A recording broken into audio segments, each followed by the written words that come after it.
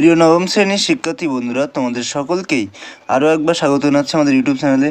তো আজকের ভিডিওতে আমি তোমাদের ফার্স্ট ইউনিটের বিভিন্ন স্কুলের যে প্রশ্নপত্র হয়ে থাকে সেই প্রশ্নপত্র ইতিহাস প্রশ্ন নিয়ে হাজির হয়েছে একটা স্কুলের, ঠিক আছে, সম্পূর্ণ উত্তরসহ। তো তোমরা এখান থেকে কিন্তু আশা করি অনেক কোশ্চেন কমন পেয়ে যাবে, ঠিক আছে।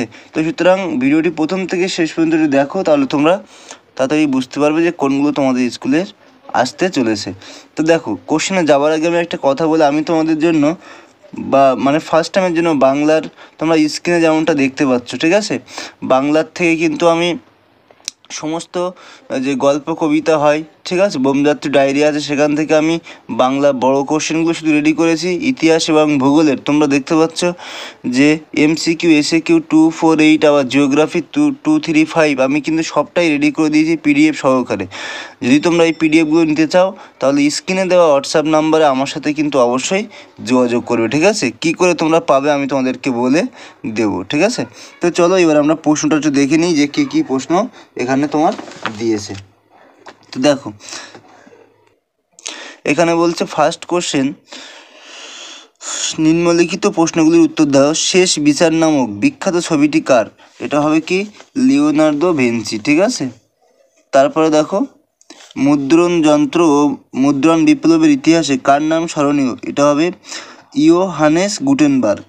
তারপর দেখো, গোলাপের যুদ্ধ কবে হয়? এটা হবে 4455 সালে। তারপরে ইংল্যান্ডের একটি রাজনৈতিক দলের নাম কি? এটা হবে কনজারভেটিভ পার্টি। তারপরে দেখো, সঠিক উত্তর নির্বাচন করো।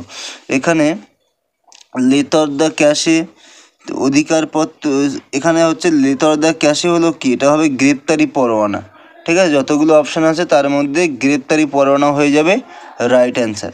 তারপর দেখো, ফ্রান্সকে ভ্রান্ত অর্থনীতির জাদুঘর বলেছেন কে? এটা হবে অ্যাডাম স্মিথ, ঠিক আছে। তারপরটা দেখো, বিপ্লবের প্রাককালে ফ্রান্সে প্রচলিত আয়করকে কি বলা হতো? এটা বলা হবে ভিংটিয়েমে, ঠিক আছে। কি বলা হতো? ভিংটিয়েমে।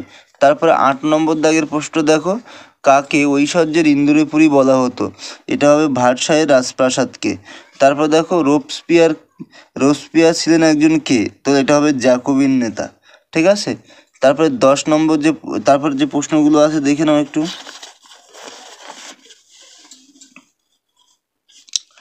এখানে বলা হচ্ছে কত খ্রিস্টাব্দে বাস্তিল পতন হয়? এটা হবে 1789 খ্রিস্টাব্দে। তারপরে কত খ্রিস্টাব্দে নতুন সংবিধান প্রবর্তন হয়? এটা হবে 1791 খ্রিস্টাব্দে। তারপরে কত খ্রিস্টাব্দে সেপ্টেম্বর হত্যাকাণ্ড হয়? এটা হবে 1792 খ্রিস্টাব্দে। তারপরে কত খ্রিস্টাব্দে ষোড়শ লুইয়ের প্রাণদণ্ড হয়? এটা হবে 1793 খ্রিস্টাব্দে, ঠিক আছে। তারপরে দেখো, ড্যাশ খ্রিস্টাব্দে রোবসপিয়ার হত্যা ও সন্ত্রাসের রাজত্ব অবসান হয়? এটা হবে 1794 খ্রিস্টাব্দে। এর পরবর্তী যে কোশ্চেনগুলো আছে সেগুলো একবার দেখে নাও। তো বন্ধুরা, এরপরে বলেছে Leonardo da Vinci Galileo Galilei, তারপরে মানুষ ও নাগরিকের অধিকারের ঘোষণা, ঠিক আছে। এই টিকাগুলো দিয়েছে, এখানে তোমাকে বলেছে যে কোনো দুটি প্রশ্নের উত্তর দিতে বলেছে। তার পরবর্তী বিভাগ দেখো, ফরাসি বিপ্লবের সামাজিক কারণগুলি ব্যাখ্যা করো। তারপরে বলেছে 8 নম্বরের প্রশ্ন এটা, ফরাসি বিপ্লবে দার্শনিকদের ভূমিকা আর ফরাসি বিপ্লবের ফলাফল। তো এর সাথেও তোমরা করে রাখবে কি নেপোলিয়ানের পতনের কারণগুলো করে রাখবে, ঠিক আছে। নেপোলিয়ানের রাশিয়া আক্রমণ করে রাখবে। তারপরে হচ্ছে তোমার ফরাসি বিপ্লবের নারীদের অবদান। এই 3-4টে প্রশ্ন কিন্তু এক্সট্রা আরও একটু করে রাখবে, তাহলে কিন্তু তুমি ডেফিনেটলি কোশ্চেন কমন পেয়ে যাবে, ঠিক আছে। আর বন্ধুরা, যেমনটা তোমাদেরকে এর আগে আমি স্ক্রিনে দেখিয়েছিলাম যে আমি হিস্ট্রি 248 MCQ SAQ ফার্স্ট ইউনিটের জন্য রেডি করেছি।